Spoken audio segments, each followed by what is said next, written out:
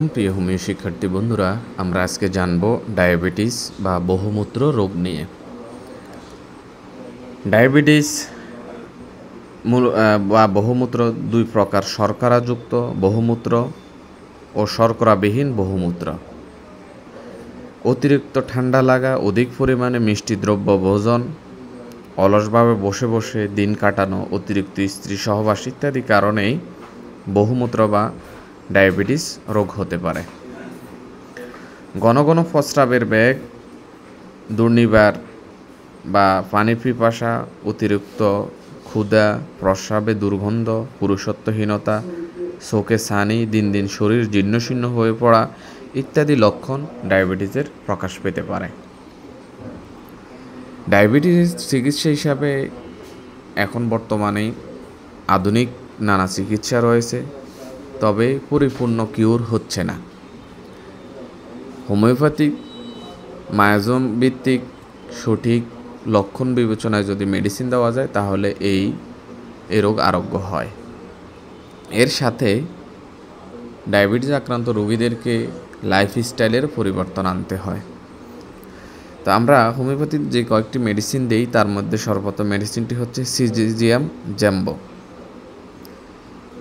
বহুমূত্র বা ডায়াবেটিসের রোগের প্রধান ওষুধ হিসাবে এটারে ব্যবহার করা হয়।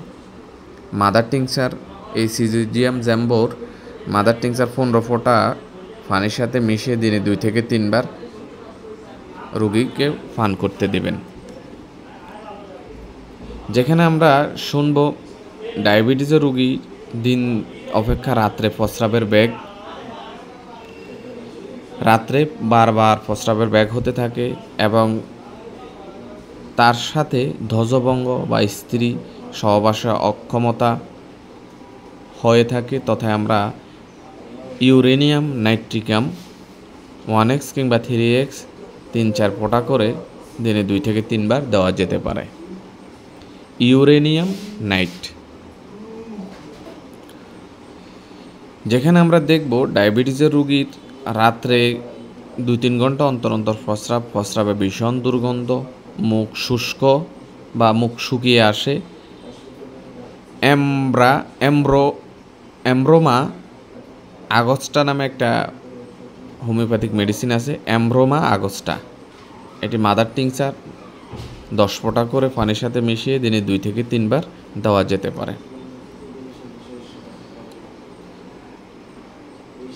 সেফালান্ড্রা ইন্ডিকা। সেফালান্ড্রা ইন্ডিকা হচ্ছে বহুমূত্র রোগীর হাত পা এমনকি সমস্ত শরীর জ্বালায়। ডায়াবেটিস আক্রান্ত রোগীর যদি দেখেন যে পুরা শরীর হাত পা বিভিন্ন অঙ্গ জ্বালা করে, তথা আমরা সেফালান্ড্রা ইন্ডিকা মাদার টিংচার 10 ফোঁটা করে দিনে 2 থেকে 3 বার দেওয়া যেতে পারে। অ্যাসিটিক।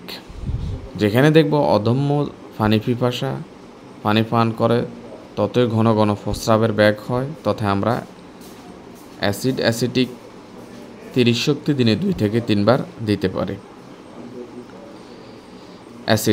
অ্যাসিড পসের লক্ষণ হচ্ছে ডায়াবেটিসের রোগী দিন অপেক্ষা রাত্রে প্রস্রাব বেশি হয়, শীতকাতর, রোগী দুর্বল হয়ে যায়, তথা আমরা অ্যাসিড পস 30 শক্তি দিনে 2 থেকে 3 বার দিতে পারে।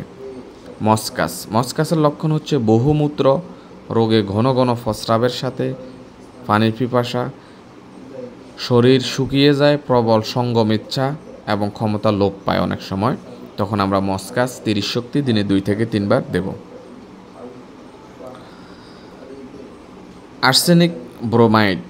আর্সেনিক ব্রোমাইডের লক্ষণ হচ্ছে সিফিলিস দোষযুক্ত রোগীদের ডায়াবেটিস হলে আর্সেনিক ব্রোমাইড মাদার কিংবা 1x 4-5 ফোঁটা করে দিনে 2 থেকে 3 বার দিতে পারি। অ্যাসিড ল্যাকটিক হচ্ছে যেখানে শুনব ঘন ঘন প্রস্রাব পরিমাণ অধিক সাথে কোষ্ঠবদ্ধ থাকে, তখন আমরা অ্যাসিড ল্যাকটিক দিব।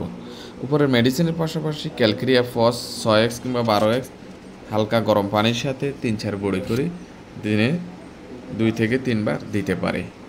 পথ্যপাত্য হিসাবে এখানে ডায়াবেটিস আক্রান্ত রোগীদেরকে 2 বেলা আটার রুটি, 1 বেলা পুরান চালের ভাত, টাটকা শাকসবজি, মাঠা ইত্যাদি দুধ দেওয়া যেতে পারে। সকল প্রকার মিষ্টি জাতীয়, মিষ্টি আলু, ঘি নিষিদ্ধ। সকালে মুক্ত বায়ুতে বেশিক্ষণ হাঁটতে বলবেন। ব্যায়াম, শরীর সাধ্য অনুযায়ী ব্যায়াম করতে বলবেন। আর এখানে প্রত্যেকটি মেডিসিন আমি ডেসক্রিপশন বক্সে লিখে দিব।